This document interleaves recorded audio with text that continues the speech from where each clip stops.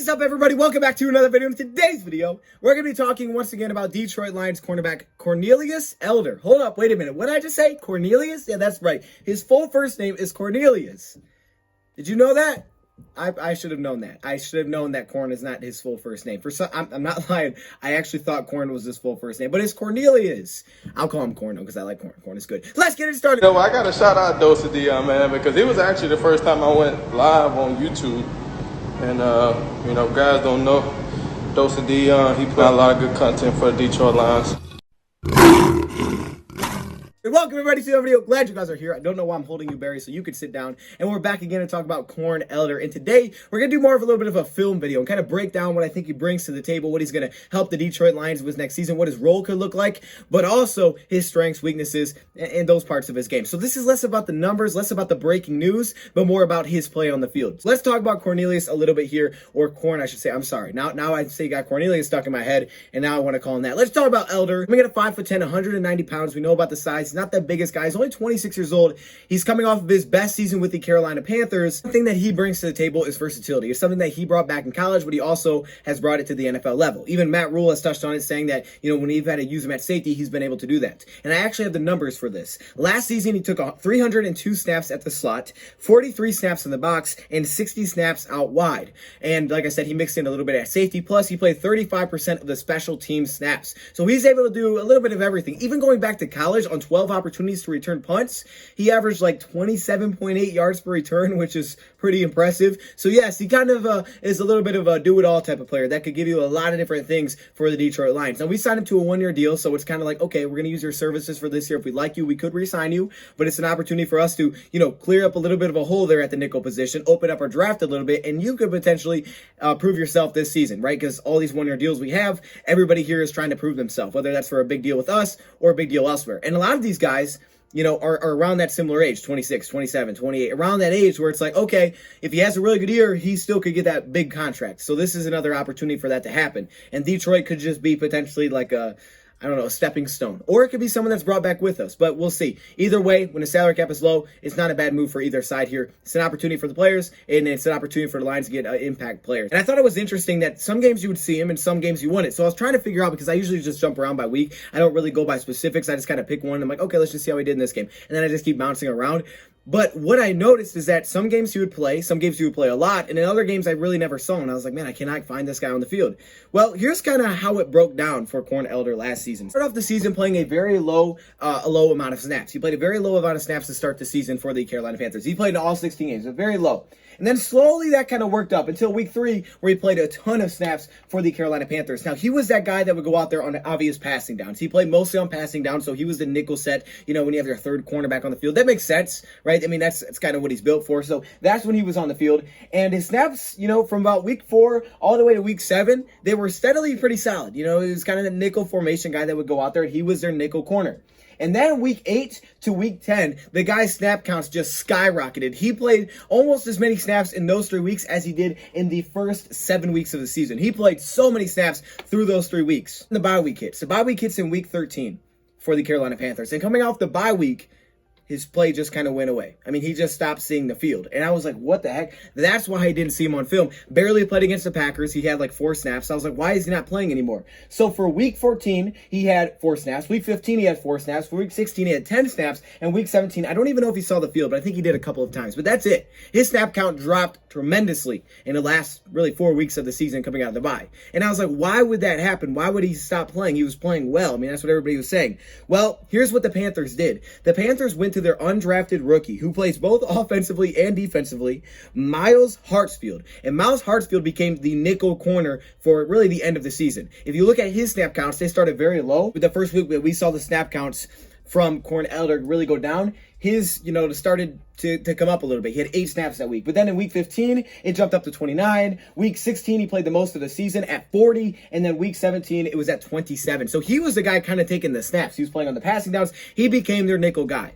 And I think a reason for this is because, okay, he's a rookie. And I think it was kind of maybe a tell sign that the Panthers were getting prepared just to see what they had here. And if they felt like they may have had something here, they were getting prepared to go a different direction, knowing that Elder was going to hit free agency. And that's kind of what happened. So Elder will hit the free agency, and the Detroit Lions signed him. So I think that's what happened with his snap counts. I don't think it was that he was playing bad, because Compared to the rest of their secondary, he was healthy, and he was playing as one of the best secondary players on their team. Let's dive into the film now and what I took away. So let's start off with the thing that I think he does best, personally, and that's tackling. And back in college, I went through a lot of draft scouting reports, and that was the thing that people loved about him as well, was his tackling. And it has definitely translated to the NFL level. He made some monster hits at the college level that I didn't know about. You don't see as many of those big hits, I would say, at the NFL level, but the guy's a phenomenal tackler. The stats say it last season, 40 combined, only 2 missed tackles. And I can show you some clips here, but I think he just always has his head up, and he's always looking for contact. He's always looking to make a play. He's always involved in play. Even the play is far away from him, he does a really nice job of just staying in the play. Even if he's getting blocked, he's going to try to make it happen. The guy has a nose for the football. He's kind of plays a little bit like a missile, just shooting down.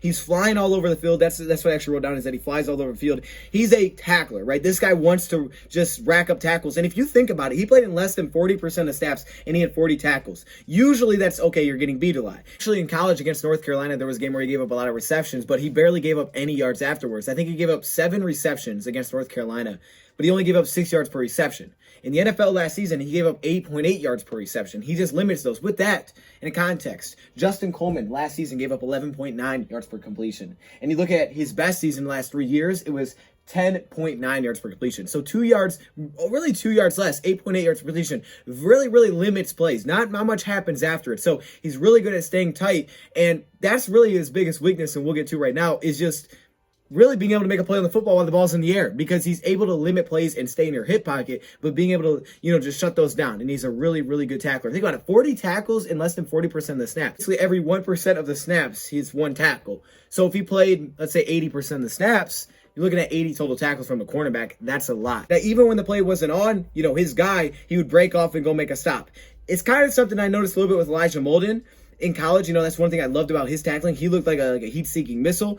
Kind of similar here for Corn Elder. He kind of has that trait as well, where I just can find the football and I'm going to make a play, and I'm not afraid to do it. He was actually, I think, in the top 20 of PFF grades as a run defender. By the way, Jeff Okudah came in at 4th. I'm just saying, that's impressive. So I think here's a perfect example of him just having the nose for the football, and I'd like to see more plays like this. He's lined up in a slot here. This is a man. His guy's going to go run basically a fade route, and the outside receiver is going to do a cross over the middle. But you're going to see, just if you stop it right a second, he basically sees the receiver's eyes, sees that he's going for the catch, and he just stops completely. There's no help. He stops completely on his man's route and breaks off and makes the tackle here. Okay, so just watch this with me. Now, he sees the wide receiver going for a catch, breaks off last second, and he goes down there to help him make a tackle. That is the nose for the football. But, man, this guy can tackle. So you got a really good tackling nickelback that you're going to be able to trust. Yes, nickelback to bend. I see you, big baby. You have a really talented slot cornerback here that can tackle. Okay, so you have supreme confidence wherever he's on the field. Size can be a factor. Not the biggest guy. There were times where offensive linemen would just completely take him out of the play, just completely erase him from the play, and that's expected. If they get their hands on him, what's he going to do? But his athleticism allowed him to keep his head on a swivel and allowed him to really make offensive linemen miss in space because he was kind of too quick for him. But once they got their hands on him, it could be game over. Now, wide receivers, he would fight. He would fight with those guys to stay up and try to make a play. So, as a tackler, I love it. If I had to grade it, I'd give it like a 8 to 9 out of 10. I mean, it was really good, and he just doesn't miss tackles. He can lay big hits. I saw it back in college, not as much in the NFL, but he's a form tackler. He just has a nose for the football. He's a tremendous tackler, so I love to see that. Now let's get to the pass coverage. When we take a look at the cornerback corner... Hey! Oh my, not this, dude. Up here! What's going on, dude? What's going on, ugly dude? What's up? Well, I had that coming. Never heard of a haircut? You know what I'm saying? You have the same haircut I do. I can see you. I can literally see you. No, I see her doing the video. That's actually why I came by. What is that? What? I came by because I had something to tell the people. Ignore this guy. Let's keep going back to hop in the video real quick. Okay, really? That's how it's also, you got to get a haircut. You just wait. What is going on up here? We do not have the same hair. We look completely different. Anyway, can I say my... Thank you. What are you doing here? Have you guys ever wanted to invest? You don't know about anything except the Detroit Lions? Well, now here's your chance. Using Symbol, www.symbol.app, basically invest in your favorite sports team. And when they win, you win a payout. Your share of the Symbol Lions on Symbol, www.symbol.app. What's that called again? Symbol? You can use promo code DOD for a $10 bonus deposit. It's got a it's pretty cool bonus deposit using code DOD. Let me write that down. Hey, thanks, man. You have cool hair too. See? Awesome. That's good to hear. So how you been doing, man? Now let's get back to the video. Now, coverage, it's kind of difficult sometimes to gauge, what's going on there, because you got to say, okay, is there pressure? Is this? There's so many factors that go into it, right? Is he playing his position in his own scheme, and it's someone else's fault that he's open? Like, what's really happening here? So in pass coverage, here's kind of the few things that I noticed. First off, he's got really good awareness. I like his awareness. He seems to know what's going on, and this is more specifically in zone coverage. He seems to have a good feel of where things are, where other players are, where the defenders around him are supposed to be. He does a really nice job in zone coverage of passing off players. Now, coming out of the draft, we talked about when we signed him in that video that zone coverage was really looked at as his strong suit because he's well versed there, and you can see it. I mean, at Carolina, the guy can play zone coverage, and he did a lot. Actually, he had this quote himself that said, "I'm just trying to keep the plays in front of me." That's kind of what he's doing. He was keeping plays in front of him, and then he would go down and make a tackle. And that's kind of what he does in zone. He's got a really nice feel for that. Doesn't give up a lot of big plays in zone. So I think zone's really good for him, not just because of speed, but also because he has a really nice feel. But I also think zone is really good for him because it moves me to man coverage. I think in man coverage, you see the short area quicks are there. You do see that. I noticed some good and some bad. He's actually faster than I first initially thought. Okay, so this clip, he's at the bottom of the screen. He's just running stride for stride here. I was just kind of showing off the speed. And when I saw some of these plays, because actually this is the game that he played his most snaps, he definitely has the straight line speed, and you can see it on this play. This is actually a little bit slowed down. But then this next play is what I wanted to show you. So we're going to talk about this a little bit more later, but you can see line up at the slot at the top of your screen here against Anthony Miller. But you're going to see Miller do a really nice job of faking inside and working his way back outside. And you're going to notice the change of direction is not there. And you can see the creation and the separation he's able to create off the nice break. Watch, fake inside, bump out, and look at the separation that is there. That's where he needs to improve. And like I said, he can really overcommit to some of those fakes and double moves. And he's got some really nice short area quickness. I did notice some lumps in man coverage. I think the biggest thing for him in man coverage for keeping up with guys is double moves. And out of breaks, things like that, doesn't stop on the dime extremely quickly. Change of direction can be a little slow. So on, break routes, out routes, double moves, he can be a little slow out of those routes, and it can create some separation. Now, he does have solid closing speed. Solid closing speed is not bad. It's pretty good. But of course, when you're going against some of the fastest receivers, there can be an issue there. So that's when he needs safety help over top. Like you get a double move deep, that can be an issue. He'll need safety help over top. But I think it's coming out of breaks, coming out of, stopping on a dime. He's got the effort. He will run really hard. And I think in a straight line, he's a lot faster than I initially thought. Tends to bite kind of hard on double moves and out of breaks. And I think that can be really what the issue is. If guys can set him up really well, they can get a little separation there. Stopping on a dime, things like that. I think he's running so hard to keep up sometimes with some of those fast receivers that, he's kind of in a trailing position. That can be an issue. We don't see as much from the slot. So I think for him from the slot, it's a really good position because it allows him to, take away the quick route. It allows him to just use his short area quickness to take away the early route where the quarterback's looking to go initially. He's able to do that, and he's also willing to be physical at the line to bump somebody. He can even take on a tight end, and he'll be physical with him, and he comes down and makes tackles. So for him, he's able to, even if he gives up the pass 5 yards, he's going to shut it down right there. I don't know if I have the numbers for this, but I can at least tell you that I think most of the time he's on the outside, he ran more zone than man, even though he did mix in some man depending on matchups, but it was a lot more zone when he was tasked with an outside responsibility. I think he can play man at slot really well. I think that's a really fine position for him, but I think on the outside, it's a little bit better for him to play zone, at least right now, because point of attack is where he needs to improve, and he's had so many opportunities to be a playmaker there, and we're going to show some clips. Biggest thing for him in man coverage that he lacks right now is that he can be tight in coverage. He can be tight in coverage, especially on early routes, quick routes, because, like I said, he's got that nice short area quickness, which is why slot serves him really, really well. The issue is the point of attack not much of a playmaker. We talked about it. He doesn't have any interceptions. He doesn't have really any passes defended. He had like 2 pass deflections all last season. Doesn't have a lot of plays there. And you wonder why that is. Well, I think when I watched him in film, I realized is that he just doesn't make a lot of plays at the point of attack. Doesn't make a lot of plays. And I think part of that issue is he doesn't do a great job of getting his head around, really improving there. But he just hasn't been able to become a consistent playmaker yet.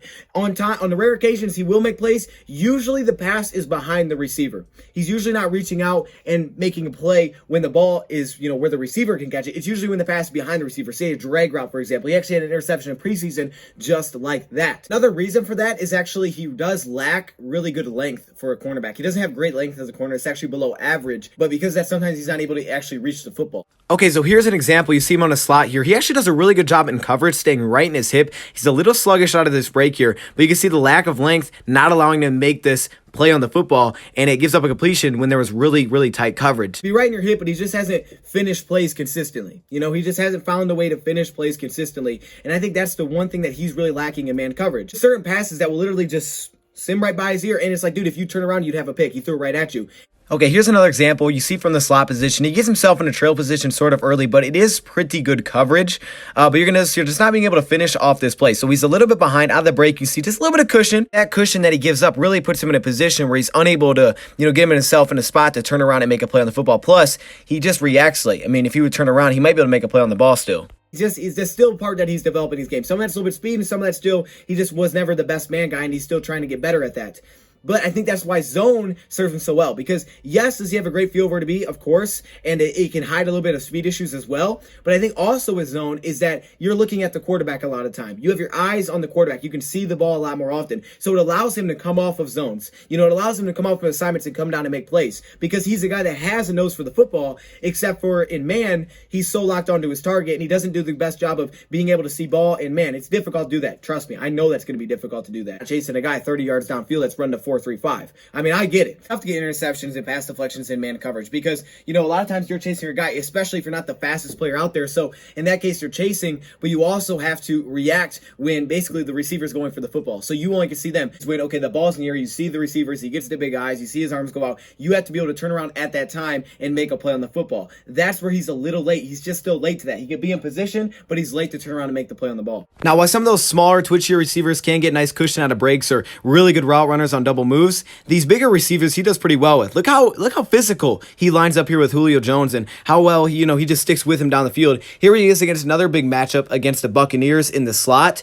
Not super quick out of his break, so not a lot of separation, but he plays extremely physical, and he's really right in his hip pocket right out of his out route break. Look at that. No separation. Man, I think he has pieces there. He's got a lot of building blocks there. He just has to click them all into place. He's got the short area quickness. He's got the tackling that you want to limit plays. And he's got, honestly, pretty solid speed. Change of direction it's okay. Stopping on a dime, it's okay. But turning his head around, being able to cap off the play, point of attack is the place where he needs to continue to work. He's close. He's just not all the way there yet. You can see that in his game. So I think that's where he's in coverage. So zone, I really like him in zone. Probably 7 to 8 out of 10. Man, maybe a little bit lower. Maybe like 6 to 7 out of 10. Somewhere in that range, because I think he has a lot of pieces there and he limits everything. I think you can combine his tackling with all those man coverage because he limits them crazy. You give up a drag route, some guys they take off afterwards. He doesn't give up plays. He closes on them right away. And like I said, he's so willing as a tackler, he can do that. But he will get beat. Double moves, coming off of breaks, you can see a clear separation that he'll give up there. But in zone, it's not about that. It's about playing your zone. It's about seeing the field. For him, he's close, and man, he's getting there, man. He's a solid man coverage guy. It's exciting because he could be so good if he can continue to work on his playmaking. But it's something that he just hasn't clicked with him yet. He hasn't been able to become a consistent playmaker. And it's not easy, especially in the slot position. It's not easy to get a lot of picks from the slot spot. I get it, but that's what the best slots do. The best slots in the game find a way to be playmakers from that position. He's still working on that, but he has the other things. He's a great tackler. I love him as a blitzer. He's not there at the quarterback. He jumps up and he gets in the way and it makes it hard for a quarterback to see. I love him as a blitzer, and he flies down with no worry, no hesitation. He's not worried about getting picked up by a blocker. He's coming in there 100% full speed. He's running in there trying to make a play. Another issue that can really bite him is he does jump on play action. He will jump play action. This would also happen in zone as well, but he jumps on play action. He's up close to the line. He's playing near the box. He's playing at that slot spot. So he's all about trying to shoot down and make a play. He's got such nose for football that it really can work against him because he tries so hard to go down and make a play on the football that it will cause him to jump, and then he's out of position really quickly. Get himself out of spots really fast because it just takes that one extra second for him to leap forward, and then he has to try to get back and try to catch up to his guy. And while his speed is good, it's not that good. He's not running 4.3s out here. It's not that good to recover against a fast receiver that's already got a 3-yard head start on you. So for him, he does get fooled on those plays. You will notice him get out of position, sometimes in zone, sometimes in man, but it's usually when he's playing close to the box, closer to the line of scrimmage, because he's trying to make a play on the football. And play action, you can sell out for that, and it can really hurt him. So he needs to stay a little bit more disciplined there on not jumping and, just being a little bit more patient and making sure it's actually run before he completely attacks, unless his role is, of course, blitzing. Then you just go because you're blitzing. He needs to be a little more disciplined, but there's a lot here to build off. He's still young. He's got pretty good speed. He's got nice quickness. He's a very, very aggressive player. He wants to play. He wants to get to the football and he wants to make some plays. So I think it could be there. I think it could click. I definitely think it could click. And I think once he, starts to get it rolling, and I think with really good help from really good secondary coaches, you might see him start to make some plays. You might see him start to pick up on, all right, this is what I should look for. Okay, here's when I need to turn around. Oh, now I got to pick. Once he gets the pick under his belt, he's going to be rolling because there's a lot of talent here. He just hasn't tapped into it all yet. So, yeah, I think Cornelius Elder has a lot of things. Where does he fit in this defense? Well, Okay, he's mainly a nickel guy. You know, that's where most of his stats come from. If you look at him last season, he played, you know, about around 45% range against the divisional teams, except for the Packers because he just stopped playing at the end of the year. But for him, he's more of a nickel guy that, based on matchups, you know, he's going to go against the smaller guys. He can line up him against Mecole Hardman. He's a really nice tackler, but he can also line up at safety. He's got a lot of versatility to his game, and he's going to be more of a rotational player. I don't think he's going to be a top corner unless you need him to. I don't know if you want him to. Certain games, I guess he could if you had to, but that's not where you want him. You want him to be a, you know, situational type player. You go to those nickel sets. And the thing is, in the NFL, a lot of teams run nickel sets. It's 60% of the time you're in a nickel set, 60 to 67%. The Saints did it a ton last year. And if we do anything like a 4-2-5 we saw last season from New Orleans, and those guys always line up in the box. If there's no slot, he'll slide into the box and play like a linebacker. If there is a slot, he'll go on that guy. So I expect to see him a good amount of time. He'll rotate with Tracy, you know, he'll rotate him whoever we bring. Maybe it's Bobby Price.